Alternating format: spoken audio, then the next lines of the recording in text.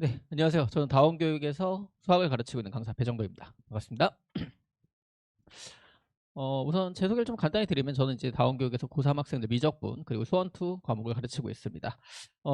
일단 제가 이번 여름방학 때 이제 고2 학생들 대상으로 프리수능반, 그 다음에 수학2 집중반 이렇게 두 가지 과목을 이제 강의를 개설할 거기 때문에 자 여기에 대해서 좀 설명을 드릴 거고, 자, 이제 뭐 가장 중요한 게 아무래도 제 여름방학 들어가면서 이제 수학 공부에 대한 방향성이라던가 아무래도 학습량 그리고 학습을 어떻게 해야 될지 어떠한 목표를 가지고 여름방학 2학기까지 공부를 해줘야 아이들이 좀 더 잘 만들어져서 3학년에 올라갈 수 있을지에 대한 고민을 많이 하실 거예요. 그리고 제가 늘 말씀을 드리는 거지만 이 시기가 아이들의 수능의 90%를 결정한다고 생각을 하시면 돼요.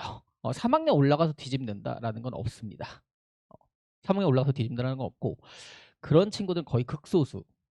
대부분은 이 시기에 결정이 나기 때문에 이 시기에서 이제 어떤 공부의 방향성을 가져가야 될지 제가 조금 최대한 정답에 가까운 말씀을 오늘 좀 한번 드려보도록 하겠습니다. 자, 우선 올해 수능에 대해 올해 6월 평가원이 이제 성적표가 나왔죠. 그래서 제가 그 부분에 대해서 좀 잠깐만 간단하게만 요약을 좀 드릴게요. 일단은 1등 컷은 미적분 기준으로는 84점 정도가 나왔습니다. 작년 수능은 88점 정도 이렇게 나왔었고, 난이도는 그래도 계속 비슷한 정도로 잘 유지하고 있다라고 생각이 되고요.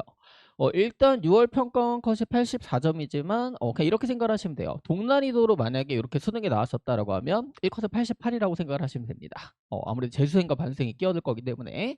자, 그럼 여기서 이제 좀 디테일하게 보셔야 되는 부분은 뭐냐? 자, 작년 수능이 여기 오른쪽이에요. 보시면 최다 오답 문항이 이제 공통의 22번 문항. 요 문항은 이제 제일 유명했던 수학원의 점화식 파트의 문항이었습니다. 근데 이게 어려워서, 그러니까 어려워서 이게 정답률이 낮았냐라고 하면 그렇진 않아요. 어려웠다라기보다는 아이들이 실수할 요소를 굉장히 많이 끼워 넣었어요. 그러니까 어떻게 보면 약간 좀 내신스러웠다. 그러한 장치들, 내신에서 좀 실수를 유도한 장치들을 많이 넣어놔서 아이들이 그래도 정답률보다 많이 낮았었고, 이 문항은 이런 확통하는 친구들이 정답률을 좀 많이 깎아줬어요. 확통하는 친구들은 이제 정답률 1%가 안 됐습니다. 그래서 이제 합쳐지면서 이제 요 문항이 이제 아무래도 제일 어려웠다라고 보시면 될 것 같고, 자, 미적분은 세 문항이 그 고스란히 들어가 있죠. 그렇죠?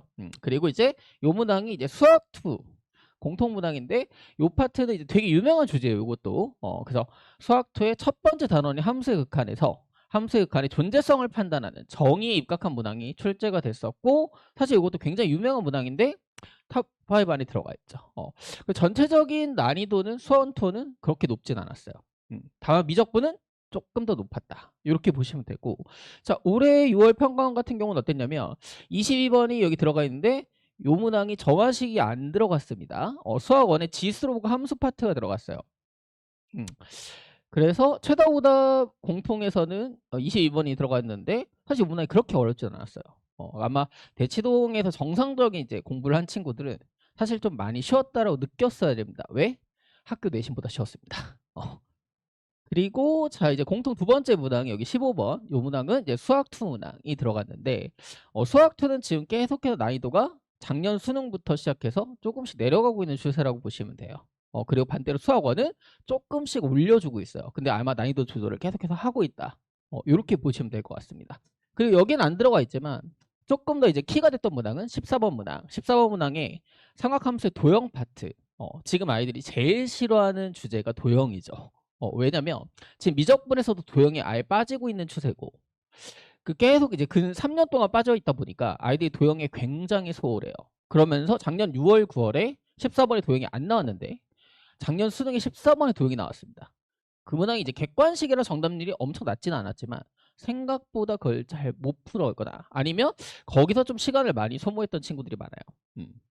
나머지 세 문항은 미적분에 들어가 있었고, 미적분은 이제 30번 같은 경우가 아무래도 정답률이 제일 낮기는 한데 실제로 정답률 30번 이렇게 보시면 안 돼요. 왜냐면 이게 너무 뻔한 주제가 나왔어요. 합성함수의 극대극소라고 벌써 수능에서 5번째 출제가 됐고, 작년 수능 30번 요 문항도 같은 주제입니다.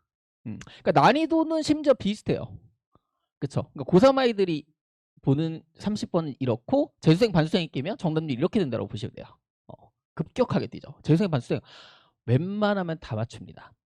보통 대부분의 재수 반수반 이제 커리가 첫 시간이 이제 적분으로 들어가거나 아니면 이제 합성함수로 들어가거든요. 그러니까 아이들 처음부터 이걸 다지고 들어가기 때문에. 그래서 전체적인 정답률이 이랬다. 자, 그럼 디테일은 좀 보시면 일단은 공통문항 같은 경우에는 전체적인 난이도, 체감 난이도는 낮았어요. 그러니까 이번에 수원투반 친구들이 이제 확통하는 친구들도 거기 좀 있는데 그런 얘기를 했어요. 생각보다 체감 난이도가 너무 낮았다. 오히려 당황했대요. 생각보다는 좀 많이 쉽게 나와가지고. 자, 그 이유는 가장 결정적으로는 새로운 주제가 이제는 거의 출제가 되지 않습니다. 작년 수능에도 제가 똑같이 말씀을 드렸어요. 수원2는 더 이상 새롭게 출제될 주제가 없어요. 그래서 계속해서 반복되는 주제만 출제가 되고 있고, 심지어 문항의 구성, 즉 22번에서 점화식이 나오면 그나마 실수할 수 있는 좀 요소들이 있는데 그 요소마저 이제 사라졌어요. 그러면서 계산량도 조금 줄여줬습니다. 그래서 아이들이 느끼기에는 그렇게 어렵지 않았다. 자, 그럼 이제 뭐가 제일 중요할까요? 반복되는 주제를 얼마나 잘 가져가냐. 그래서 특히나 기출의 중요도가 점점 올라가고 있다고 생각을 하시면 돼요. 왜? 기출에 이미 모든 정답제가 모든 상황들이 다 나왔기 때문에. 그래서 실제로 이미 2학년들도 지금 6월 당장 풀어보라고 하면 그렇게 어렵게 풀지 않아요. 생각보다 되게 잘 풉니다. 그래서 수원2는 2학년 때 거의 대부분이 결정된다. 2학년 때 최대한 다 맞추고 들어가는 게 제일 중요하다는 거예요. 자, 미적분은 반복되는 주제가 출제가 되고 익숙한 조건이 반복되고 있긴 하지만 그래도 아이들이 수월하게 재수생에 비해 잘 다루기에는 쉽지 않아요. 연습이 좀 많이 필요하다. 그래서 지금은 어떤 구조냐면 아이들이 3학년 올라가기 전에 수원2를 거의 다 맞춰놓고 3학년 때는 최대한 미적분에 집중된 공부를 그렇게 시간 배분을 해가지고 공부를 해나가고 있다라고 보시면 됩니다. 어쨌든 목표는 결국에 마지막에 가서는 다 맞춰야 되기 때문에 그리고 미적분에서 계산량을 조금씩 늘려주고 있어요. 근데 어떻게 늘리냐면 사실 내신에서 많이 쓰는 방법인데 정수 조건을 줘요. 정수 조건을 주면 어떤 상황이 발생하냐? 정답이 딱 하나로 떨어지지 않습니다. 그래서 정답이 여러 가지 상황이 나오는데 그 상황 중에 어떤 게 정답이냐 맞추는 거. 이게 첫 번째고 두 번째로는 삼각함수를 계속 끼워 넣어요. 수학원에. 아이들이 또 거기 삼각함수에서 그 방정식을 푸는 걸 좀 잘 못하거든요. 계산량이 확 늘어나가지고. 그래서 그거를 추가시켜가지고 계산량을 억지로 늘리는 그런 문항들이 출제가 되고 있다고 보시면 돼요. 그래서 아무튼 기본기가 어쨌든 수학 1에 있고 점점점 수학 1의 중요도도 굉장히 올라가고 있다. 그래서 수학 1이 잘 되어 있는 게 결국에 미적분의 계산 능력까지 영향을 미치고 있는 상황이다라고 생각을 하시면 될 것 같아요. 자, 그래서 그럼 아이들은 이제 어떻게 대응을 해야 되냐? 내년에 어떻게 될까? 자, 일단 내년에 대한 먼저 말씀을 드려보면 내년이 이제 바뀌기 전 교육과정의 마지막 수능이에요. 그러면 실제로 내년에 그렇게 크게 많은 틀이 바뀔까라고 물어보면 저는 아닐 거라고 생각을 해요. 올해 거의 큰 틀을 내년에도 그대로 유지할 가능성이 높다.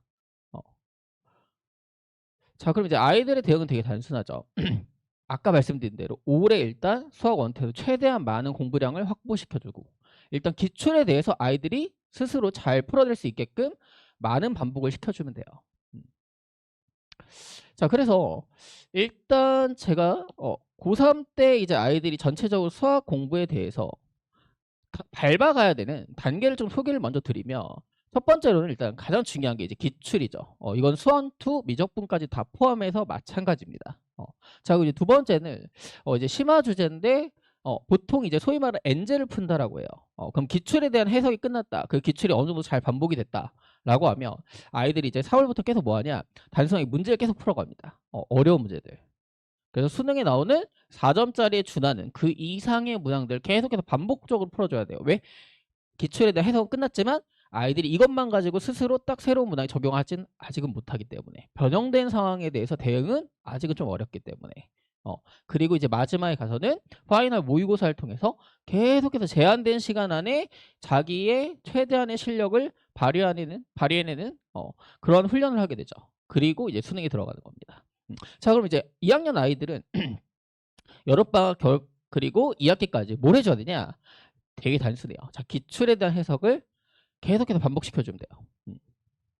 단순하게 이제 산술적 수치를 말씀드리면 수학2는 기본적으로 여름방학까지 최소 기출이 3회독 이상이 들어가야 됩니다. 여름방학까지. 그러면 2학기 때도 어쨌든 내신 대비를 할 거니까 그럼 2학기가 끝났을 때는 최소 5회독 이상이 돌아간다라고 봐요. 특히나 이 동네 이제 내신 같은 경우에는 수투의 킬러 문항들이 거의 변형돼서 출제가 돼요. 내신에서. 그럼 거기까지 공부가 잘 맞춰져 있다라고 하면 3학년 올라가서는 수원투에 대한 큰 고민을 하지 않게 됩니다. 그 목표는 2학기까지 최대한 수원투에서 빈 부분을 잘 메꿔놓고 수학원을 좀 더 잘 다져놓고 수학2는 기출 그리고 킬러까지 계속해서 반복적으로 잘 풀어놓는 거. 그래서 가급적이면 올해 수능을 11월에 보게 해요. 저희 이제 수능반 같은 경우 제가 이제 거기서 보게 하거든요.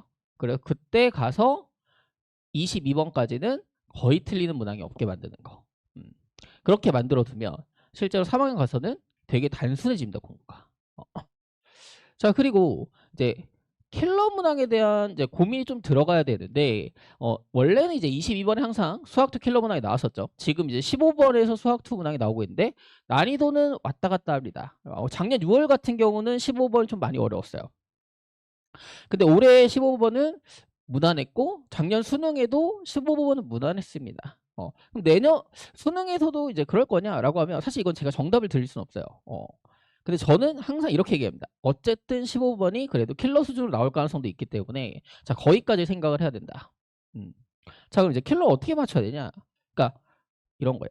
킬러를 갑자기 3학년 때 공부시켜서 막 열심히 해서 맞추게 하라?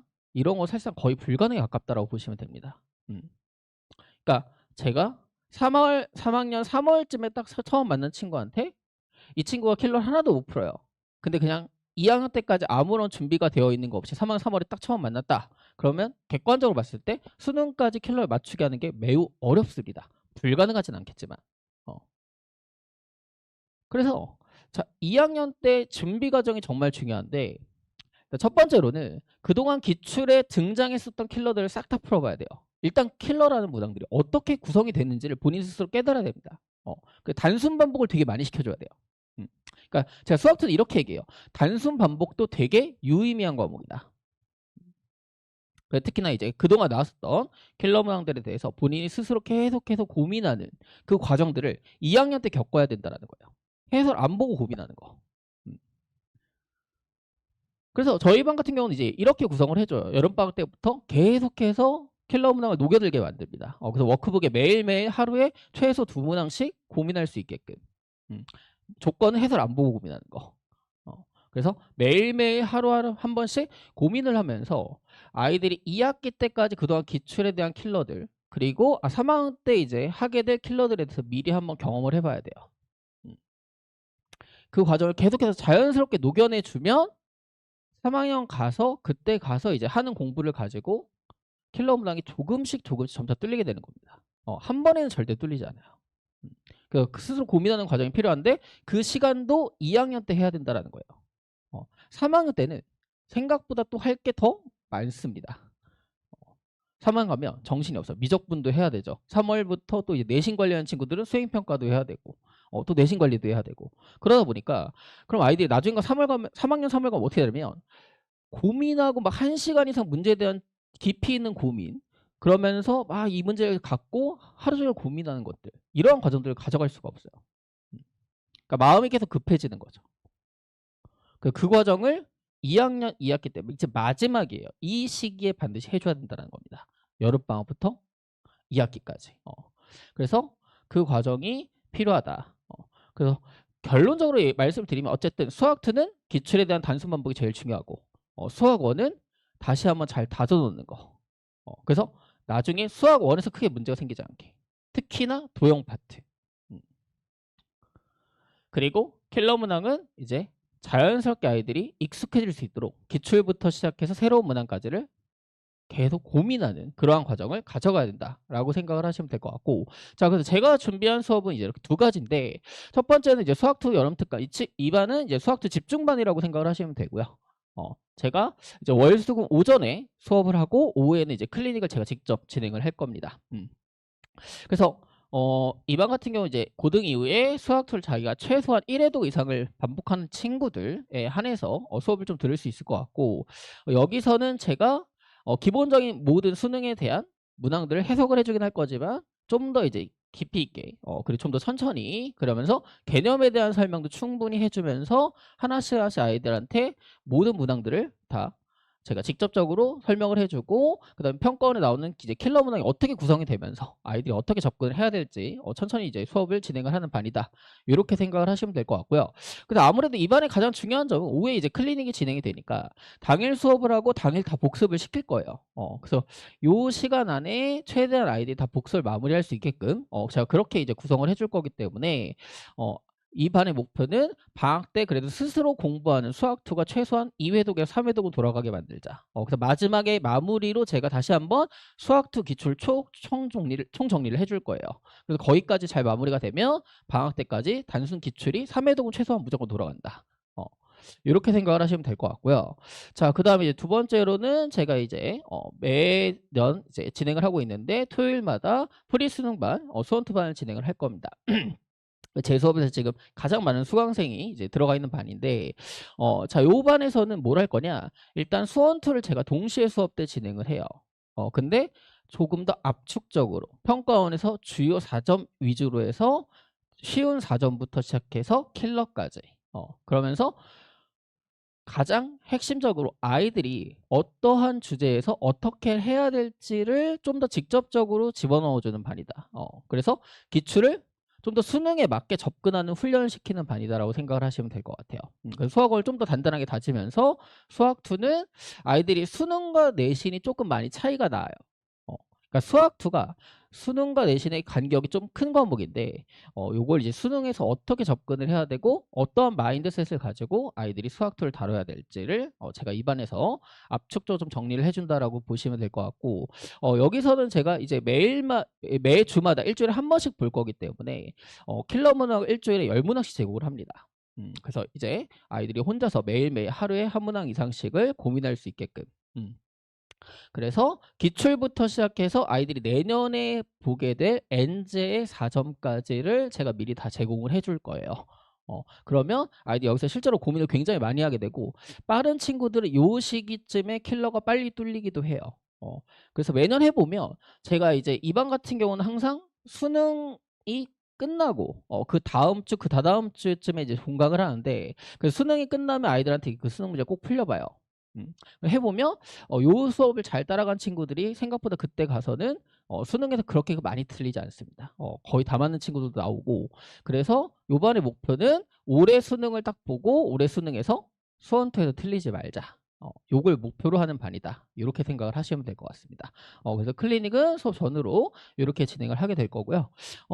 그래서 일단 제 수업의 소개는 여기까지 될 것 같고 아마 이번 이 여름방학 그리고 2학기에도 많은 고민이 되실 거예요. 그 공부법이라던가 아이들의 이제 공부의 방향성 그리고 어떻게 해야 아이들이 이제 고3 때 최대한 좋은 성적으로 마무리할 수 있을지에 대해서 고민을 많이 하실 건데 그래서 제가 이제 항상 매년 해보면 제가 드린 좀 설명대로 저도 실제로 아이들 제가 맡은 아이들 2학년 때 이 시기쯤에 새로 아이들 맡게 되면 거의 이런 커리큘럼을 가지고 쭉 3학년 때까지 끌고 가서 좋은 성과를 항상 내왔습니다. 그래서 제가 그래도 드린 설명이 조금 더 정답에 가까운 설명일 거라고 생각을 하기 때문에 여기에 잘 맞춰서 2학기 잘 보내고 겨울방학에 들어가게 되면 훨씬 더 남들보다 수월하게 3학년을 잘 보낼 거라고 생각을 합니다. 네, 감사합니다. 배정도 하겠습니다.